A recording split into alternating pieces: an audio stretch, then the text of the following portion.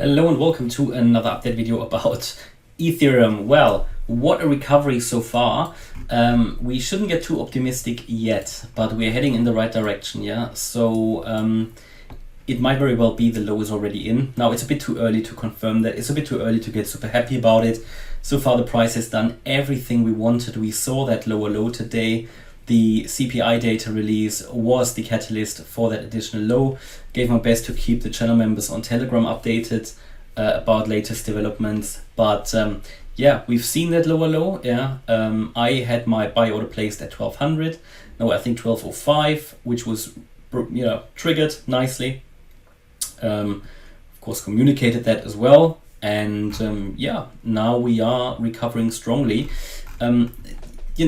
We talked about we need one more low, and the overall low could be in for Ethereum here in this dip that started at here 2020, right? That we came down in a three-wave move, and with that additional low, I am comfortable to at least explore the idea that the low is now in.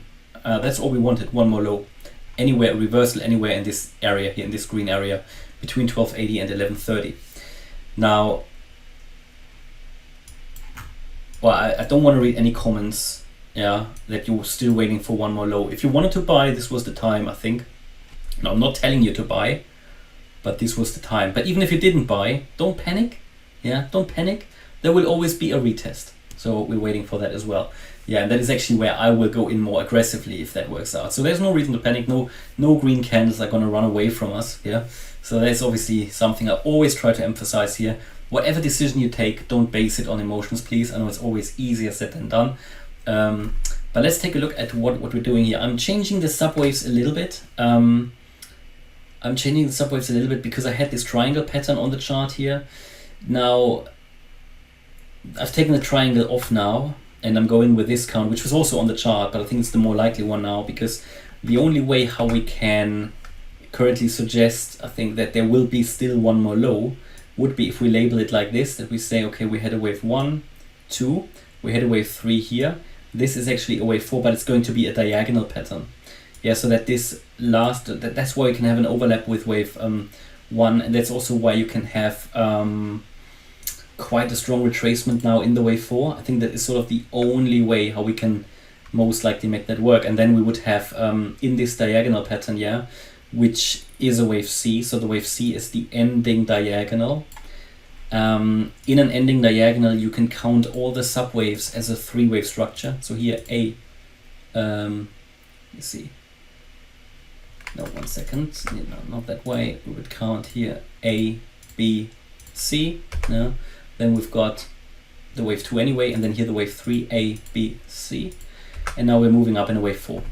And that is sort of what I would suggest, but we now see 5 waves. On the lower time frame, I can now count 5 waves. That's looking like an impulse. That is the first good sign that a low is in. But it needs testing. It's too early to confirm that, but it's the first sign. Yeah. Now, go to the hour chart. No, we don't want to get too excited here. Again, this could be a diagonal and we could still see one more low, okay? But we don't know that. Therefore, again, the strategy was key here to place an order, which I did at 1250, I think it was, and then 1205, which, again, I communicated in the videos. This is prices are always on US dollars. So that's where we are. And they both triggered, they're both in profit, but there's no guarantee we're already going up from here. Yeah, this could still be a diagonal. However, an impulsive move, which we have at the moment, an impulsive move with a move above $1,300, those highs here, would indicate that a low is in. So let's see if the $1,300 level breaks. Until then, I'll leave it like that. Yeah. And then we'll see how it turns out. And there could be one more low. But, if the low is in, what are we going to see then? Then we're going to see this rally here. Then we're going to see a wave 1 to the upside. We're going to see a wave 2 to the downside. We're going to see a wave 3 to the upside, a 4 down and a 5 up. That could reach the $3,000 level. So if you have that perspective, there is absolutely no panic because it could go to $3,000. Okay, so there is no reason to panic. The other reason why you don't need to panic if you missed a purchase or a buy order is that in this third wave, should we really be in one already, it's too early to confirm that, but should we be in one, there will be a wave 1, 2 setup anyway. So again, this will be another point to buy, and that's where I would also accumulate. Yeah, but the difference is that I already bought. So if we go up really in this wave 1, I'm going to take profits somewhere here. Yeah, which again is which again will be a 5-wave move. So 1, 2, 3, 4, 5. What I will do, I will buy profit. I will buy profits. Nice to buy profits. No, I will take profits here at the end of wave 3 of 1. Yeah, because they can always fail at 3 waves. So that's where I found is the best way to take profits. Yes, there could be a wave 5, and maybe I leave something on the table that I will realize then, but I'm happy with that. And then accumulate in wave 2 again. So that's how we play this, or I at least. I don't tell you what you do. But yeah, so far, let's see. It's certainly at the moment, after we broke out of that range yesterday, today, very interesting market again, which is great. You know, the scenario has been fulfilled. That makes me happy because the TA works, right? And 2 things that need to happen now. I don't care if we see one more low or not. Yeah, scenario has been fulfilled. We waited for one more low that has been achieved. What now needs to happen is, the other point is the $1,000 level needs to hold. Yeah, if $1,000 don't hold, then this whole scenario will, yeah, we have to put it in the bin, yeah, so to speak.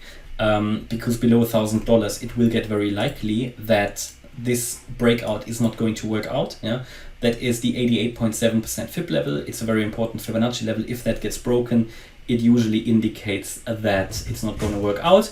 And then my most likely view would be that we break the June low, which is 880, and that we will also break or get down to $650. That is sort of an important support level.